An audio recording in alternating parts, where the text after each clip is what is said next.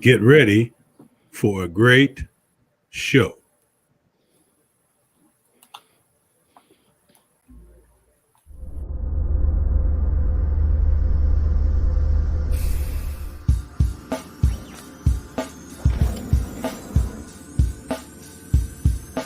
Black space is a place for us.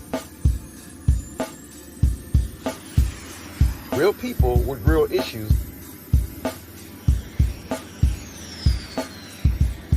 Discussing real topics. Black space. A safe space for our community.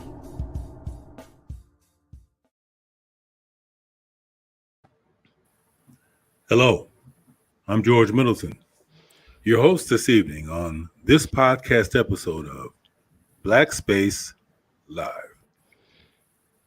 The topic of our discussion today is the Heau phase. Is it just a phase or a way of life? I'd like to take this time briefly, however, before we get started, to encourage you to like, subscribe, and share this podcast. In other words, don't be selfish with this content. Share the love. You can catch Black Space Live on YouTube, Instagram, Twitter, Twitch, and Spotify. And you can catch us on Anchor FM, Podcast Addict, Apple Podcasts, Google Podcasts, Amazon Music, and iHeartRadio. Now, the topic would not be any fun without the two exciting panelists that we have to share this discussion with today. So we're going to take a brief moment for them to introduce themselves to you. We're going to start with Daniel, I ain't scared of you, blank Williams. Let the listeners and viewers know something you feel they should know about you. Man, wow, it's a bit of everything. All right, so Daniel Williams, going by Worldwide Wolf, just a gentleman who's passionate about his community and trying to be of service. So glad to be here today. Been a while since I've been on this podcast stage, and looking forward to having an amazing discussion. And we are so glad to have you back because you never fail to bring it, brother. Never fail. And we have the beautiful and luscious Miss Stacy. Miss Stacy, please let them know something. Tell them something. Leave them something on their minds. Hello, y'all. I'm Stacy. What can I say? I've been here a few times. I've been here a few times on this stage, so just here to bring out the topic. And that you will do. Welcome, Stacy.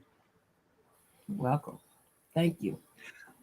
So, the whole phase, and our producer had a unique spelling for the word. So I just wanted to drop this on you, and we can kind of let that marinate as we go into the discussion. But he's spelling it for the topic title, capital H-E-A-U.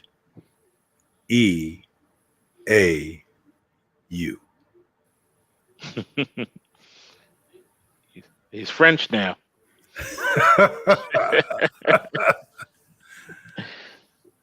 Yeah, how do you say "ho" in French? So what I want to do is first, now there is a description of what a hoe is, but I want to, I don't want to prejudice the panelists or the listeners right now with what I've researched on it. I just want to get an organic reference as to what we're talking about when we talk about the hoe and the hoe phase. So let's break it down. Daniel, what is a hoe? Wow. All right, that's a great way to start. I would say a hoe is somebody who's promiscuous without compensation.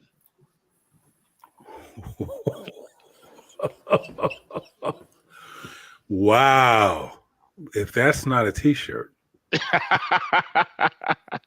Don't play. I might put it on a t-shirt for the next That is show. definitely one. Wow. We could go home right here tonight on that one. Okay. Say that one more time, Daniel. All right. So for me, a hoe is someone who is promiscuous without the compensation. Stacy, what is a hoe? There you got it. He do, don't he? There you got it. Them three little words. You got it. Less is more. Whenever possible. Man. Yeah, you got that one. Yeah, he nailed it. He nailed it. Yeah. Yeah. Daniel never fails to surprise. And Well, he definitely just separated whore and hoe. Whore. Oh, wow. Very necessary. It's very necessary to, and I will add this distinction. Okay. It is not limited to gender. Okay, so you just got to my next question, but hold on a minute before we go to there. Right, so I'll slow down. Because Stacy just kind of dropped one there. You said Daniel distinguished between whore and hoe. Hoe. Right. You see, because a whore, if you look at the definition of whore, is someone who actually gets paid for what they're doing. A hoe, H-E-A-U or H-O-E, no compensation. She just having sex for nothing. So this is a question that I hadn't thought of then, but now that you breaking it down, from a values perspective, which is of more value, the whore or the hoe? The whore. Neither. The whore is though. The whore is. At least she getting paid for what she doing, and that's what she want to do. I feel like if we're talking value, though, I feel like value to whom I think should be the question that I follow up with. At the point of her whoring and getting paid for it, she's valuing her bank account at the time. True, but we also haven't distinguished between women who hoe and really focus on high net worth men. Well, they not necessarily getting paid. You right. Go ahead. Women who hoe. Say that one more time, Daniel. Say that one more time. We haven't differentiated from women who might hoe, meaning it's not a transactional, but they generally focus on high net worth men. So they do get something out the transaction, but it's not transactional as a whore is. We're going to have to pull back from that because that might be a woman that actually knows her value. She knows her value. So it's not that she went for the high dollar man, but at the same time, she might be bringing in the same high dollar. That's a whole difference. That's a whole right there. That's a whole difference. That's a whole difference. So there's levels of wholeness. There's levels to promiscuity. No, because listen, sex ain't always got to be in it. See, you got your hoes, your whores, but that's a whole different topic of conversation with high dollar man. Yeah, that's a whole different conversation. This is gonna go a number of directions. Okay. But, I always have a plan when I have these discussion topics, but when you get great minds on here, I might as well just throw my plan out the window because y'all bringing some angles here that haven't been considered. Hadn't even been considered. So let's go to where Daniel was getting ready to take us with his comment about gender. And here's my question: is a hoe gender specific? Daniel? No. Why? Because it's the behavior. rather than the gender. However, generally speaking, and I think we'll touch on that as we get into subsequent questions. In most cases, the man is more likely to bring something of substance to the equation, whereas the woman is only bringing the vagina. And so, in most cases, I would say 75 to 85% of the cases, non-scientific, of course, it refers to a woman more so than a man. Stacy. I'm here. I'm not hearing good though, for whatever reason. You say that the label "hoe" is not gender specific. You said no. Why?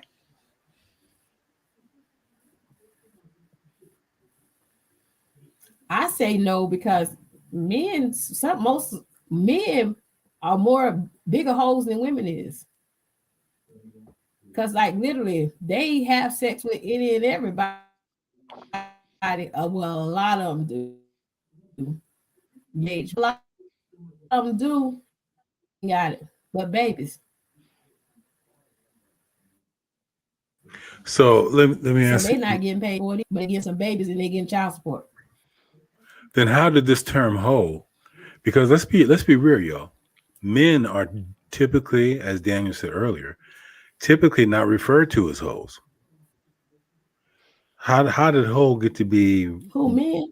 Yeah, typically in many conversations, the hoe is generally related to as a feminine term. Not to me. I've been calling the hoes. I be saying like JT, no problems ain't no problem. And I be talking about the men.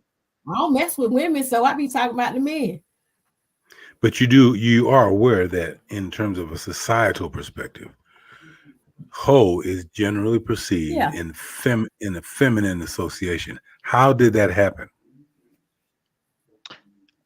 I think JT money. Songs and social media. Yeah. I think a huge part of it, the power goes to him who has the power to define. And so with men usually generally having the power of definition, as in control over the media, and control over music, and control over popular media, television, music and movies and such. However you've defined the term is generally how the term is generally accepted. It's really why a lot of these discussions come back to a conflict over the definitions. Okay. And who defined them. But I think each generation develops their own. I would say each generation builds on what the generation before said. Right. So I know the kids have a different word for it, but it still means the same thing. I don't even know, what do the kids call it these days? Hopefully there's somebody in the chat room of that population that will kind of give it to us because it's well, my two sons these just terms. left here. Oh, yeah. When they come back, you snatch them or text them. Say, Mama needs some definitions real quick. I'm a mentor, and I was making a presentation the other night for this group that we're working in.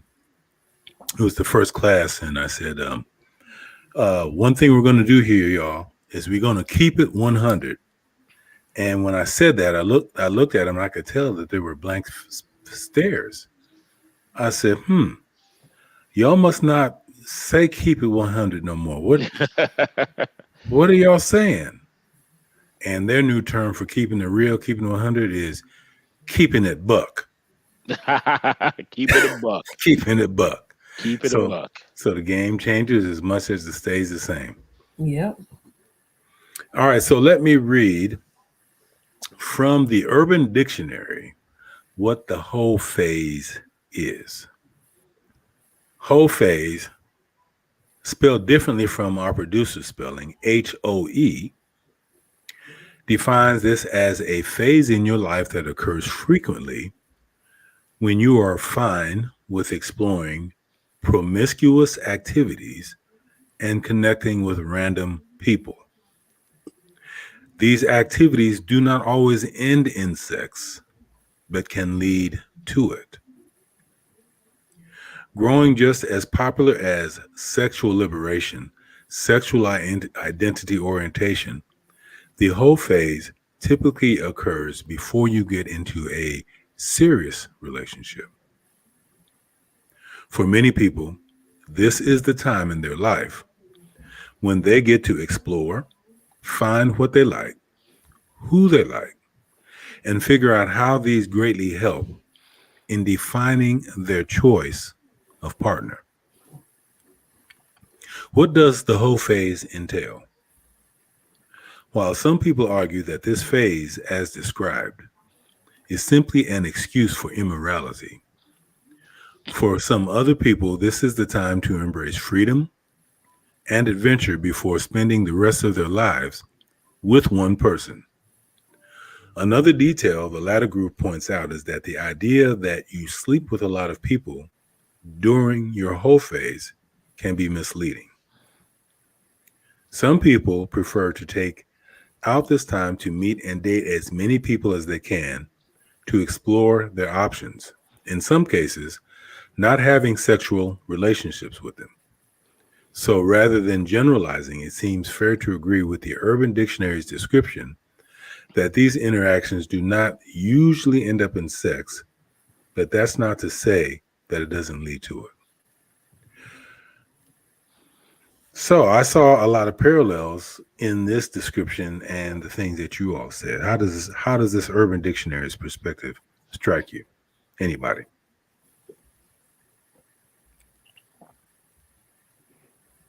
The Urban Dictionary just told me I'm in a whole phase. Care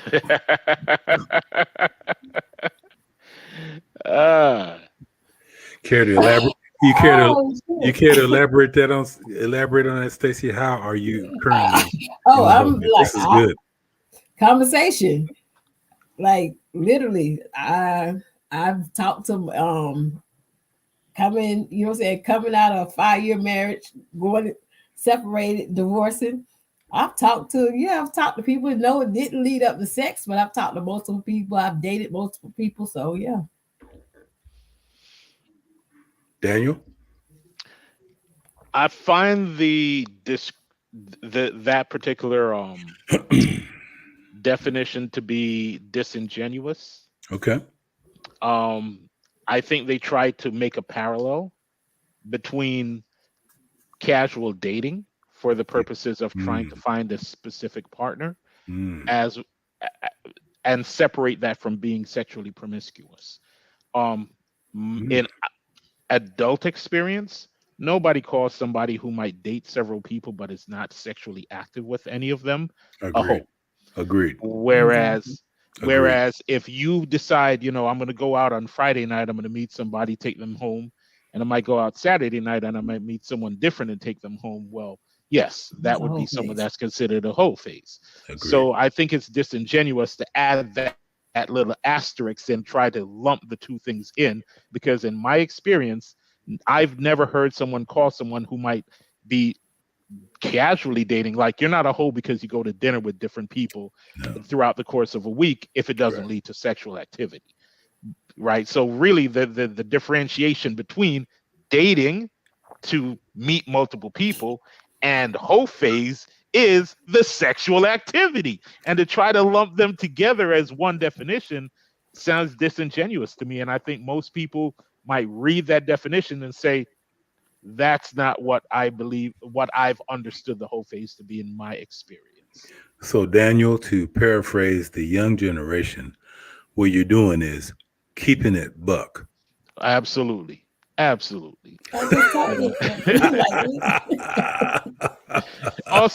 I needed to help Stacey out. I don't want her to feel like she's in her host phase. You said,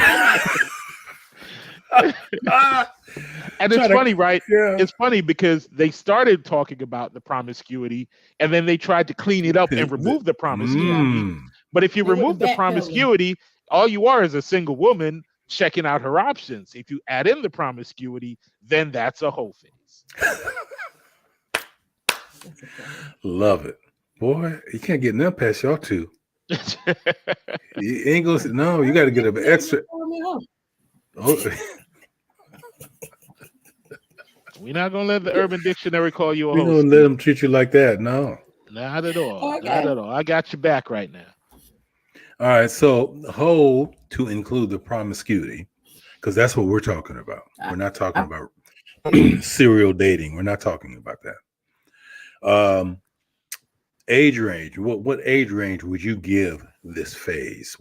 At what age does one begin to explore their hoedom, and when does it finally come to an end in the stage of human development?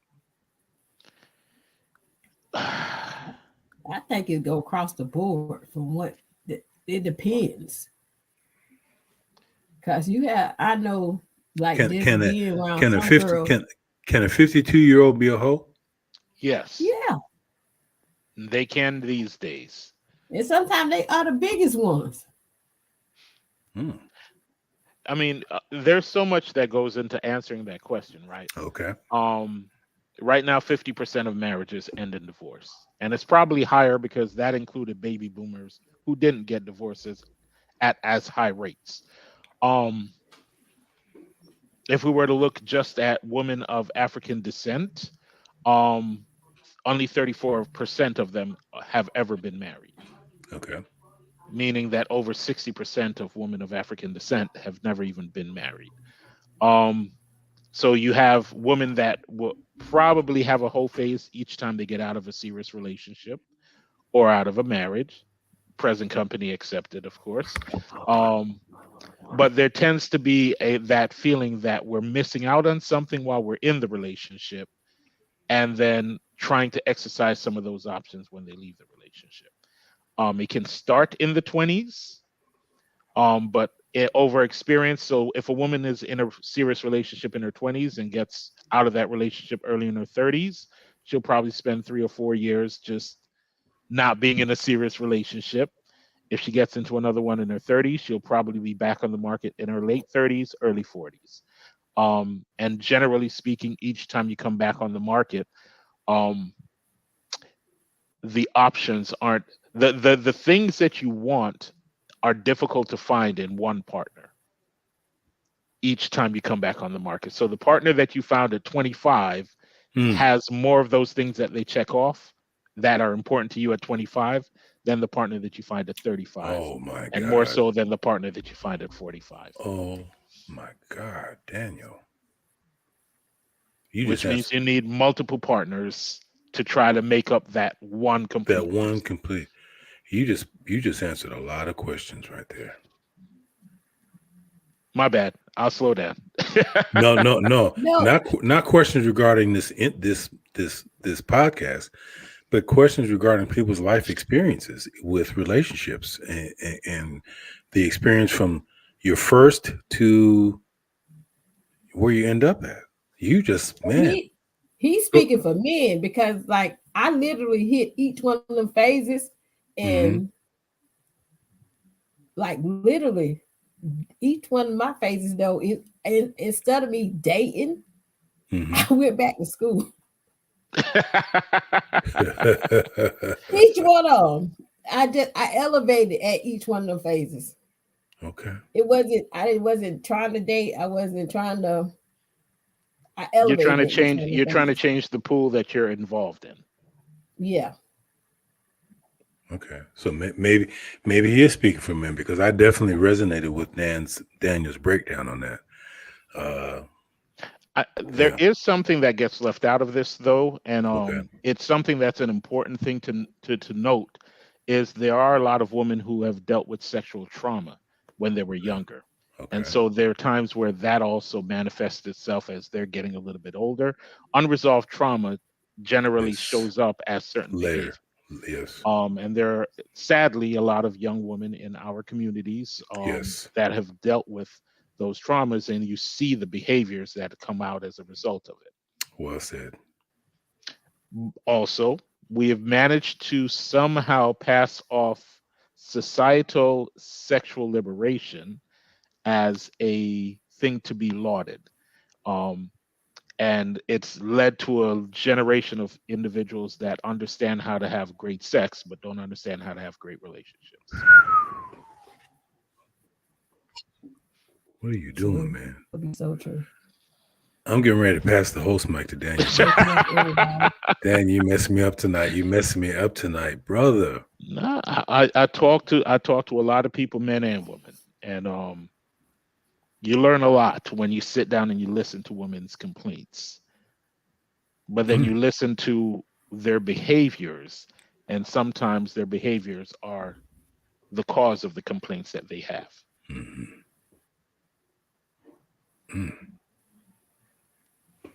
Okay. I'm just going to throw my notes away because this boy's deep. Okay. While we're marinating, while we're marinating, because Daniel's dropping this bad boy tonight. While we're marinating, and I have to let that process a little bit because I'm gonna come back to that. I want to move, and Daniel started on. It's like you in my mind right now because you started in on another area that I want to go to. So here's my next question: are there racial implications of the whole phase, and if so, what are they, and how do they impact?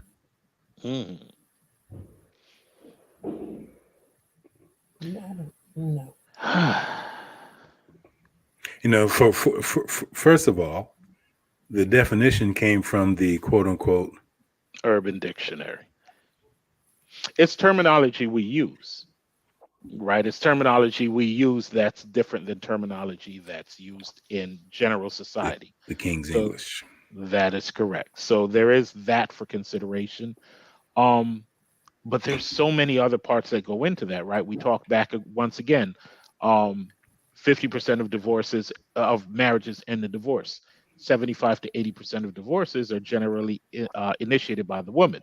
Now, I won't hold men blameless in that. So there is that, right? This is not a shot at women for initiating divorces. A lot of men are ill prepared to be good husbands. And so there's a lot of that as well. I really think, though, that it does, the term is generally reserved for a specific community more so than it is for general society. So I do believe there are racial implications or undertones when that word is used. Stacy? Yeah, there is, because it is that's something that we say a lot, as our race do say a lot. But then I think also that other races kind of pick up on it, but they more of not really, they don't take on the same meaning that we take on. I love that you said that. Elaborate. Yeah. Elaborate. They kind of like mock and mimic us. They don't necessarily know the definition of what they're saying or how they go about the word, because they might hear whoever around them saying it, but they don't know necessarily what that meaning is of that word and how it's used in our community. Would it be accurate to say that specific to the African American community, it's more internalized in comparison to other groups? At this point, I don't even think African American women internalize it anymore. I don't think we can. I don't know. You get to a certain age and it don't even, when a man say stuff like that, it don't even bother you. So I don't even think we even internalize it like that anymore.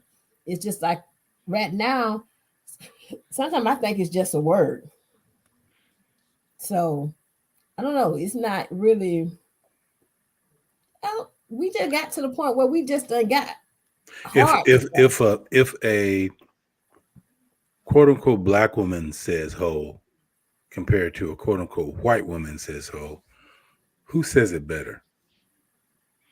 A black woman. Why? It's not even what she said. A black woman can make anything sound good. It's not what they say, it's how we say it. Right. I think it's necessary though, and this might open up a whole nother can of worms. Well, go ahead, Daniel. Go ahead, Dan. Don't slow down. Don't change nothing up now. No, I ain't scared of none of y'all motherfuckers.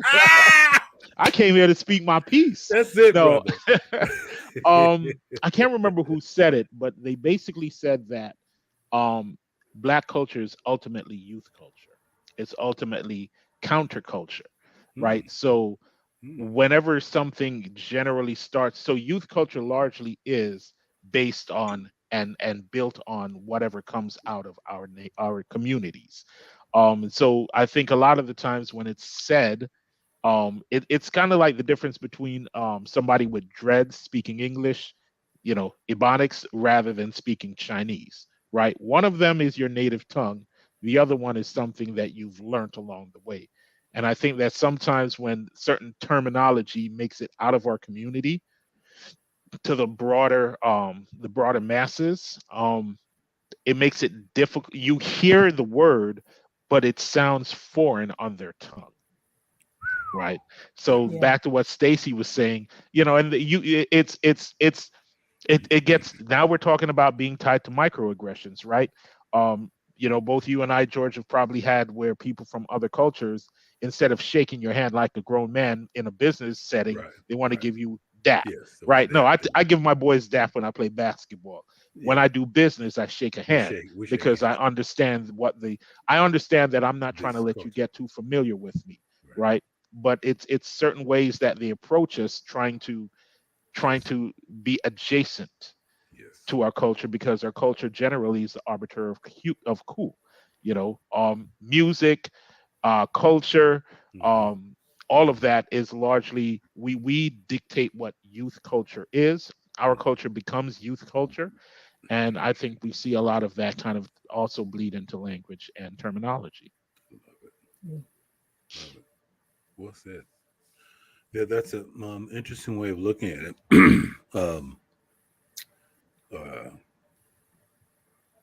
The concept of a racial label, Black, conflated with a cultural concept, is one that I think could bear some study on a future podcast topic, because there's a lot there with what you're saying. But however, I think that there is, to me, that ultimately this started from a racially based paradigm.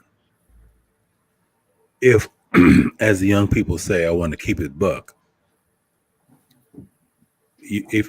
all you have to do is say the word "hoe," and imagery automatically comes to your mindset. And we all know what that imagery is from a gender and a racial perspective, if we're being honest with ourselves. And I would say that it's that subconscious impact that has real life-term impacts on how it plays out across communities and specific to our community, which is racially labeled Black, but culturally African, because those are two separate concepts. Black and African are two separate concepts. I always try to speak in that term whenever dealing with that, so that people understand that they're not synonymous. And because of that, this kind of gets into the next stage of our discussion. And again, Daniel kind of led the way on that. Got ahead of myself. My bad. Not got ahead of yourself. I mean, you're steering in the right direction, bro. You're right there. But when you were quoting your statistics, so let me give you these statistics from this article. The article is titled "Child Well-Being in Single-Parent Families." Mm. Statistics by race, ethnicity, and family nativity. The likelihood of a child living in a single-parent family varies by race, ethnicity, and family nativity.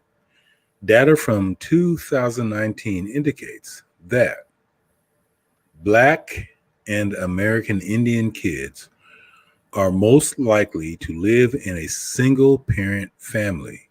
64% of Black children and 52% of American Indian children fit in this demographic. White and Asian Pacific Islander kids are least likely to live in a single-parent household. 24% of white children and 15% of Asian and Pacific Islander fit in this demographic. Latino children and children who identify as two or more races, which that's a misnomer. There's no such thing. With the definition I work for, there's no such thing as two or more races. But we'll get into that on a different topic. Fall somewhere in the middle, with 40% of kids from these groups living in single-parent family. So here's my question to you two in view of those statistics. How does the Heau phase contribute to these statistics, if you see a connection?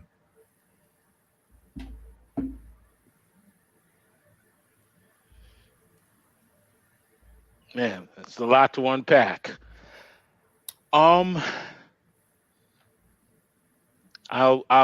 yield the floor to Stacy if she would like to say anything. My whole thing with this question here is a very loaded question, first of all. Okay. Second of all, if I say what I'm going to say, it fits right into the stereotype of what the world, whoever wrote the Urban Dictionary, whoever, whatever, would want you to say. Right. And I'm not going to walk into that one. Okay. Well, I wish you would, because I know it's going to be. I'm gonna let that door close first. Okay. I'm gonna let that one close first, but I'm gonna open this one up, because when I say I'm so sick of hearing, they always say it's the Black women who don't have that double parent household, but they don't understand. They arrest more of our Black men for bull crap and give them longer sentences than they do any other race. So of course they're gonna be absent. Even if they wanted to be there, half of them couldn't be. Yeah. Especially if they got caught for something stupid. So that's a whole nother.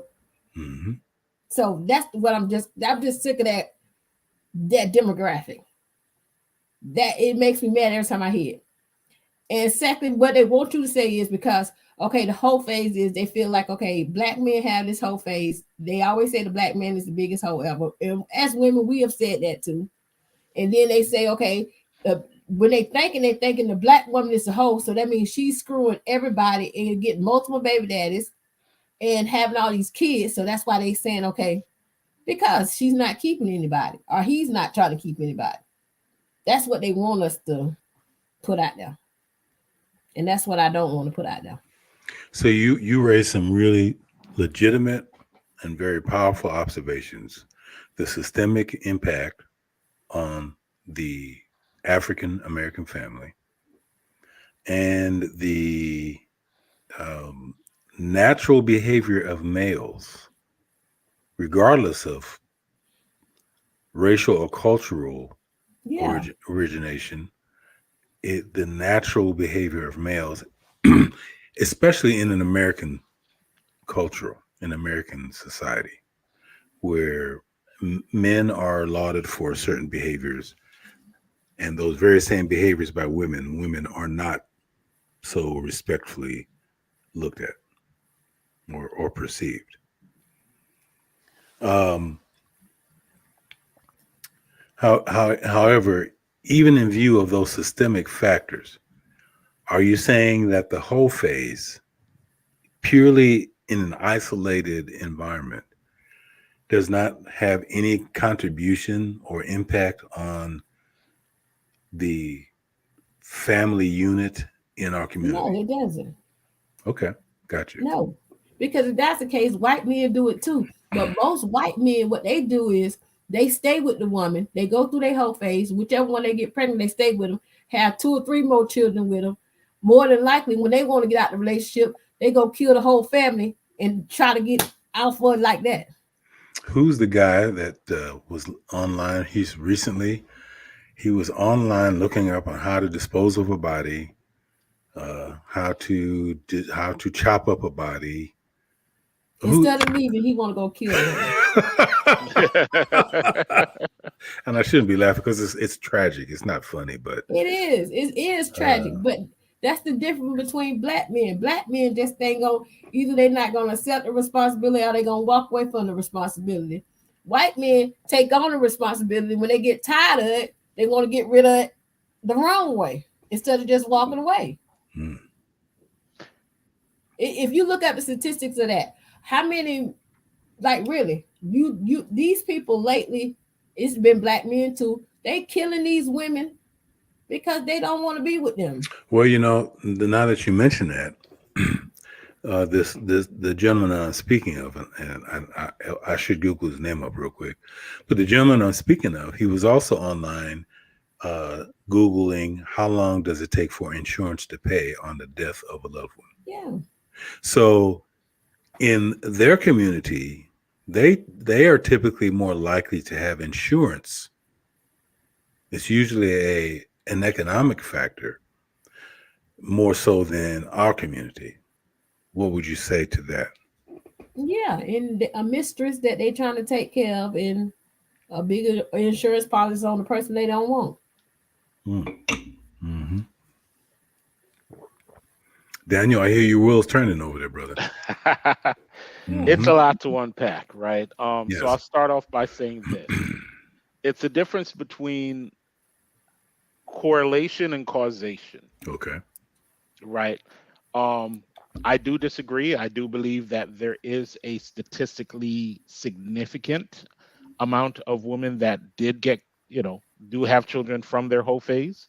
But I don't believe that it's necessarily as significant as we think it is. What is it's significant enough. It's in double digits. But speak more on that, Daniel. Speak more on that. Yeah. All right. So roughly 40% of black men have never had a child.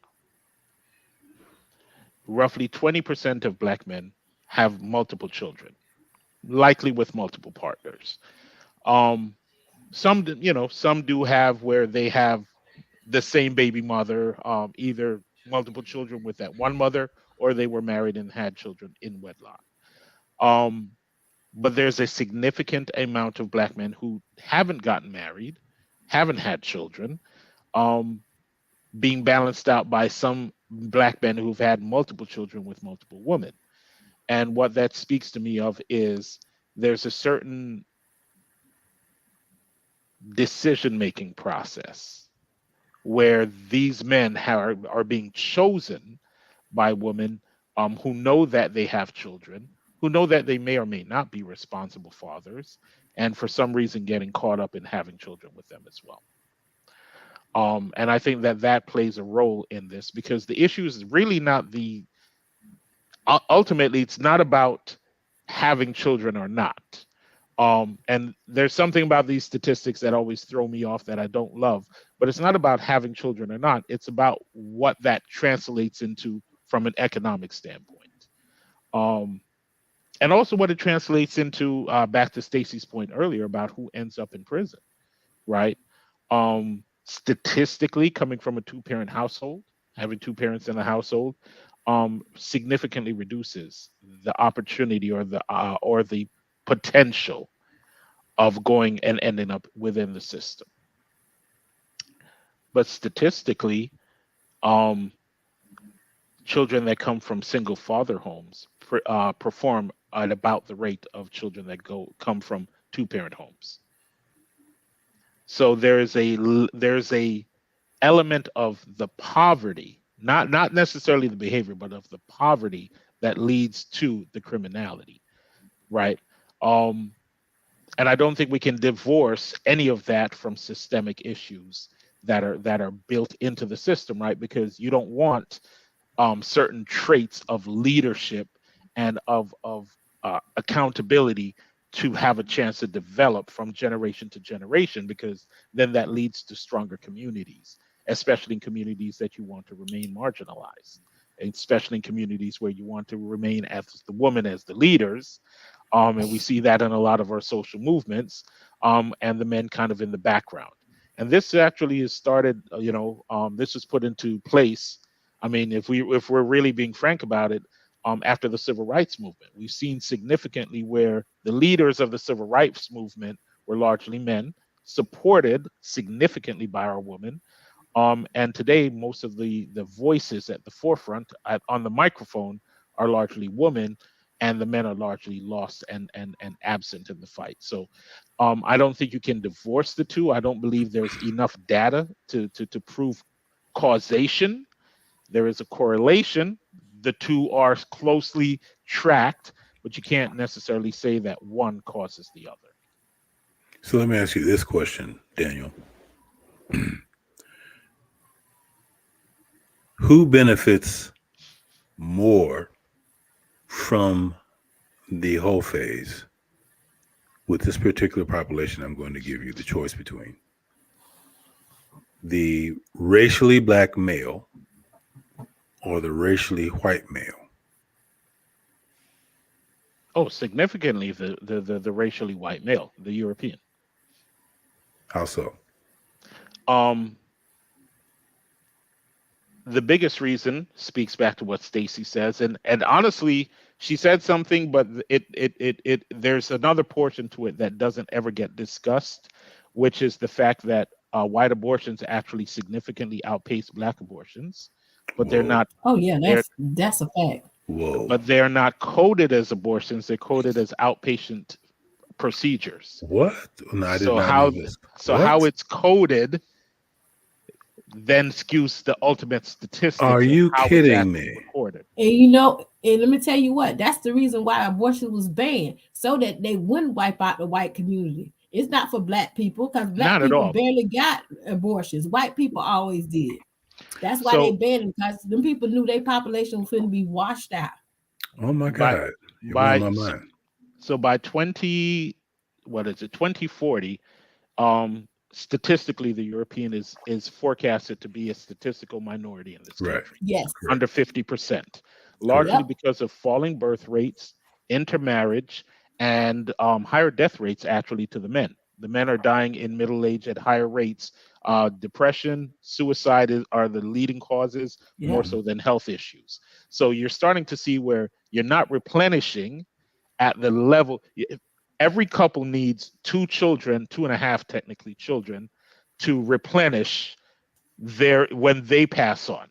And that is not happening in their communities. Awesome. So the whole phase tends to benefit them because and this is not based on statistical advantage, it's based on economic advantage. It's just that up until this point, your economic advantage has been secured by your statistical advantage, your demographic advantage.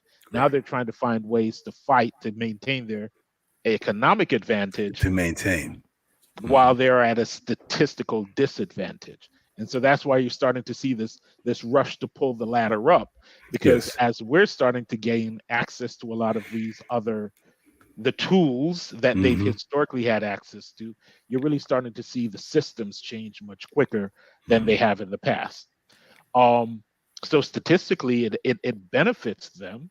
The whole phase benefits them because you have a chance to pass on your genetic material. Every living organism exists to pass on its DNA and its lineage. The difference is when you pass on your DNA from a position of privilege, you want to ensure that privilege also gets conferred to your That's true. offspring. That's true. As opposed to passing on your DNA from a position of in a whole. Disadvantage. Absolutely. Wealth compounds.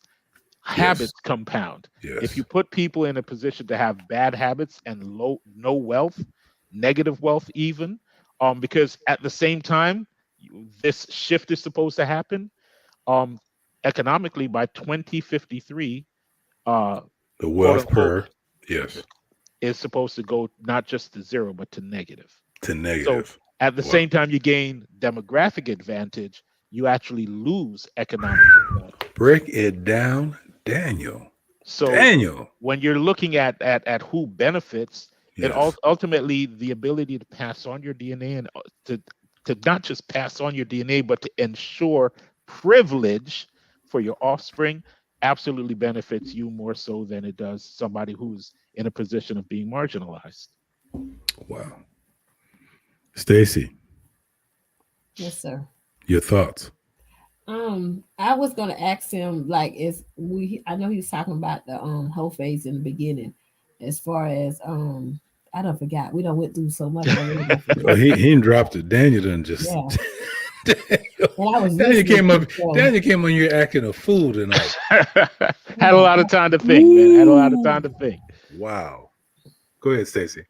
I can't even because it was something I was gonna ask him that he Mhm. said, but I can't remember it now. Yeah. Yeah. But Yeah.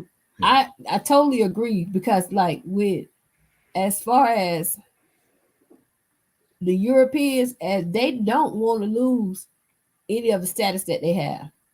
So them not, you know what I'm saying, not procreating and having these kids and being able to claim these kids, they lose all they wealth, especially with the boys. Because the boys is what's carrying their name on. And the simple fact is that if you ever really talk to a white woman that is really sure of herself and knows what's going on, she'll let you know they don't handle kids all that well. Mhm. A lot of them don't want kids. Well, you got a black woman, she got 5 kids by herself and she's gonna handle what she need to handle. Right. But as white women, they be like, okay, 1, 2, they good. And if they got 2 girls, they good with 2 girls. But then you got this man wanting boys, and He gonna keep then trying. like they got access to money, so they go behind these men backs having these abortions. So these people say, okay, what we gonna do? We gonna stop it. So yeah, they go and they do. They go through their whole phases too. Their husband might be a businessman. He doing this, that, and they messing with somebody else. So it's just like it's a whole lot that goes on. Like morally, It's a whole lot. personally, it's a whole lot going on that nobody's really talking about. And we all, I don't know. It's just Yeah. it makes sense, but then at the same time, I think it's like with the black population. I didn't know what I was gonna say. You were saying that okay. You were saying in the whole face, it's not literally the woman's whole face because you have women who have 5 kids, but all her kids by this one man. But then he got 13 other children this way. He might have 3 here, 4 here. So who whole phase is it? It's his whole phase. Very, very true. Very true. But there are also a lot of women who got caught up at the wrong time with the wrong men, right? And there is a archetype for the type of men that ultimately have multiple children, but there's also an archetype for the type of woman that they attract. Right? So True. right? So we can't divorce that her decisions, she makes bad decisions in her mate, but that's also because she also has bad decisions that she makes as far as her actions as well. And I'm not saying that's all women, right? I've dated women who've had kids with the same man, multiple kids, but with the same man. And so there's a difference. There's a difference between that, the trying to have a relationship with a man that ultimately didn't work, as opposed to just continually making bad decisions as to who your father of your children are. There is a distinction, a very distinct difference between those two type of archetypes. And when I think of Heau, I'm thinking of, okay, black, white, purple, green with polka dots, stripes, whatever. When you got these kids and you don't know who their daddies is, that's problematic. That's a Heau to me. That's problematic. When you're not able to, you cannot tell me you got to go through more than 1 or 2 DNA tests to figure out who your baby dad is. Now that's a Heau to me. And that's problematic. Yeah. So that's what I look at.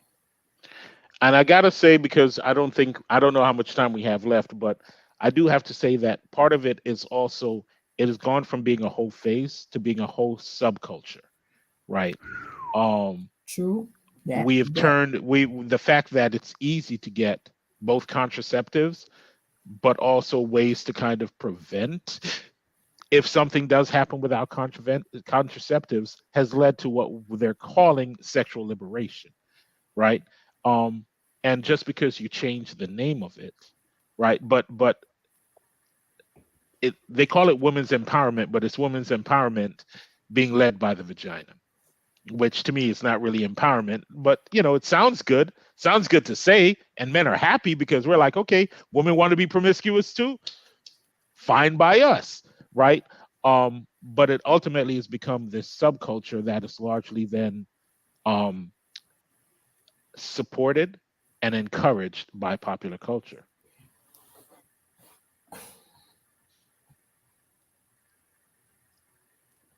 Look at Stacy. She's married. Yeah, it's just I don't know. It just don't sit right with me because, like, literally, okay, I'm understanding what you said. First, the Urban Dictionary called you a hoe. Now, no, I'm not calling her a hoe. No, that's not. No, I want. But at the same time, I see as women, and I have developed this mentality too. And it's just who I am, that I don't have sex with everybody, but some people feel like they can and they will. But I don't feel like that. We can just say that's a whole phase, because women that got to the point, if y'all can do it, we feel like we can do it too. Correct. That's a very true statement. Is it true though? Is it true though? It's a true statement that they feel that way. Yes. But it's not a true statement that it is true? That. No, most men are not gonna feel like she was doing what she wanted to do. Most men gonna be like, oh, she was being a hoe. Not just that, right? Not just Once that, again, right. All right. Mm-hmm. And I have to be very careful of how I phrase this, but it's not that they're doing it, is that they're trying, like a man would never say, because I have sex with a bunch of women, I'm empowered. That's not what men say. They just say, I have sex with a bunch of women. Yeah. Women are trying to rebrand promiscuity as women's empowerment. Right. Oh. And so therein, is where it's not called. It's called, well, because men can do it, I can do it now. But give me an example, because I need to go read up on this, because I missed that one. The entire concept of a hot girl summer, the entire concept that it's okay for Lori Harvey, and by the way, taking nothing away from her as a beautiful young woman who happens to come from a successful lineage. Yes. But at one point, I think she was in a relationship with Michael B. Jordan, and he wanted a little bit more, and she decided, no, I'm young, I don't want that. Right. But what happens when you're no longer pretty and young, right? And now you're competing for the attention of a man who can get somebody younger. He can get the younger version of you rather than the older version. Not necessarily. I totally not it, because it was Michael B. Jordan, everybody felt like she should have dated. Not necessarily. That don't mean she was in a whole phase. It's just the simple fact is, it might be we wasn't there. It might been something in him that she just didn't click with. Fair enough, but she was in a relationship with him for a long time until the opportunity to take it to the next level. Why you think people have divorces? They go for a relationship a long time and then find out something clicked that this ain't right. I think people get into relationships and marriages for the wrong reason to begin with. And I think most of the times it's because they don't know who they are. And she probably don't know who she is. Very possible. Yeah. Very possible. But you don't look, I will say this. You don't go from Future to Diddy to Michael B. Jordan back to the dating pool without leaving a piece of you along the process. Of course she had sex with all of them, but it's still I don't see how it's considered empowerment because she can do that and because she chooses to do that. Yeah. And see this oh my God, this discussion is amazing because I'm yet to feel this empowerment in sex. I don't see that concept. Well, but you made that statement though, Stacey, that women feel they can do anything that men can do. Yeah, but we didn't say that was empowerment. Well, I didn't say it was. No, he didn't say that. I said men don't call that empowerment. Yeah. But women tend to call it empowerment. Yeah, it's not the point that you said that, Stacey. It's the point that that's how it's framed in many cases. Yeah. That women say, we can do what a man can do, only better. No, and again, we're not saying that you said that, but your statement on that really brought another dynamic that Daniel really caught on and addressed, because that is an issue in our community, specific to our African American community and just the society at large. There's this feeling of equality, this thing about equality between the sexes, equality amongst the sexes. But I don't think people have that all figured out yet. And that's across the board. It's just not our demographic. That's across the board. Yeah. Right. It's across the board. However, the outcomes come down across racial lines. So even though it's across the board, the outcomes are not evenly distributed across the board. The behaviors may be, the actions may be, but in terms of the outcomes, that's why I asked the question to Daniel. Okay, yeah. Who benefits more from the racially black man versus the racially white man? Clearly, in this society, certain behaviors do not distribute evenly. Yeah, because the more kids the black population have, the more poverty we go in. Therein lies the challenge. Exactly, because that's what Daniel said. He said when you are in the whole phase from a position of advantage, that's a totally different dynamic versus in the whole phase from a position of negative. It ain't tricking if you got it. And by the way, nobody has exemplified that more than Nick Cannon. Hey. Yeah, well, they said it ain't tricking if you got it. So Daniel, you don't have a regular podcast, bro. You don't have a regular show. I am working on it, man. I'm actually in the process of putting together my Chaotic Potential podcast. I've got the equipment literally to the right-hand side of me, 4 feet away.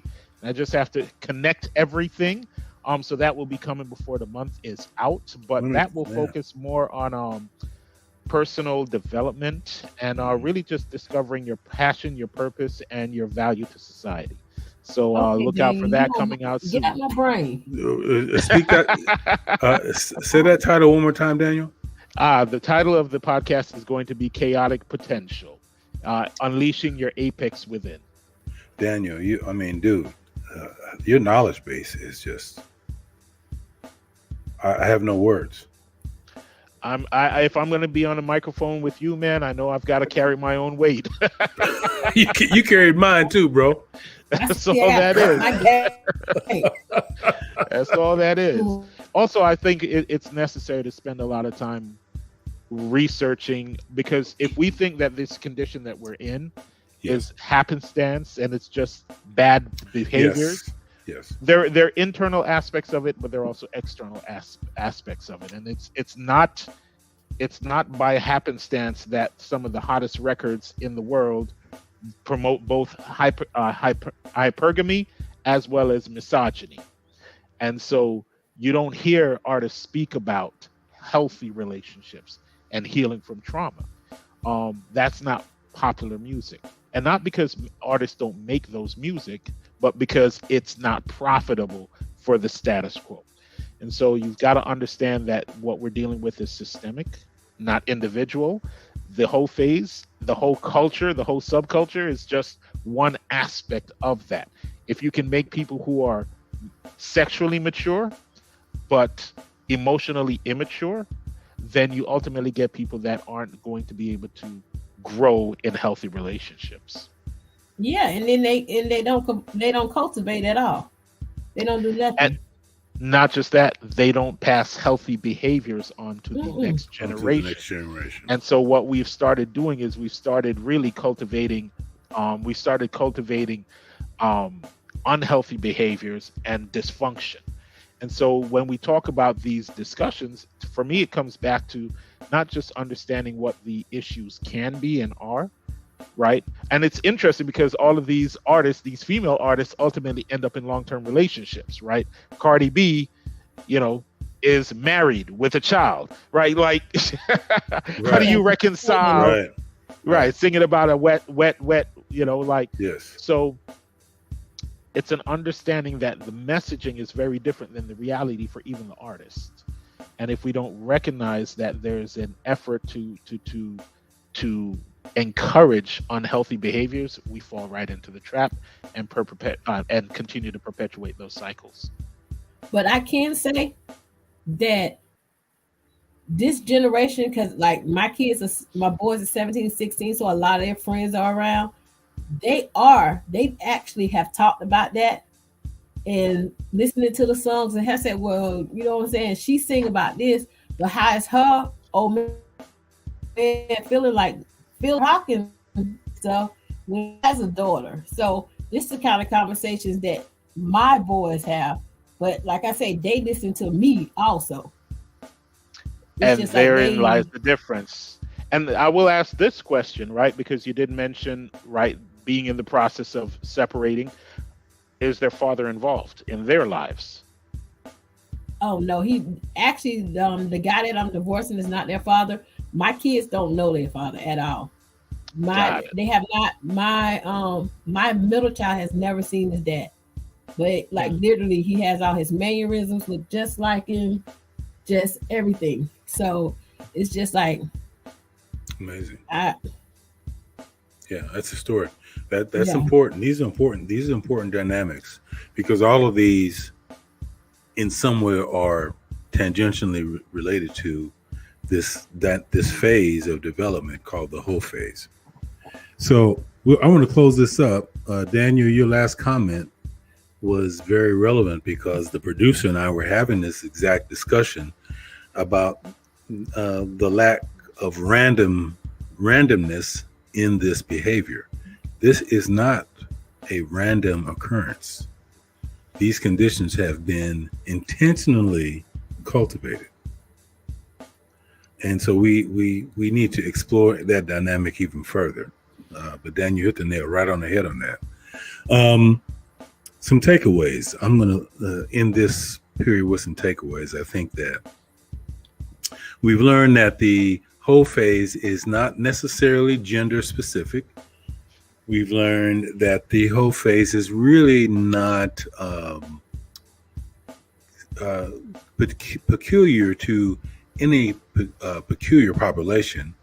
However, we've also learned that the outcomes of those behaviors may not necessarily be evenly distributed. We've also learned that you can hold from a position of advantage or hold from a position of disadvantage. And so here's my words to the wise is if you are in a disadvantageous position, you can't afford to hold. It ain't tricking if you can afford it. Leverage before hold'em. If you ain't got no leverage, Don't Can't hoe. be out there. You You can't be hoe hoeing. because if you hoeing without leverage, chances are you getting hoed. Hmm.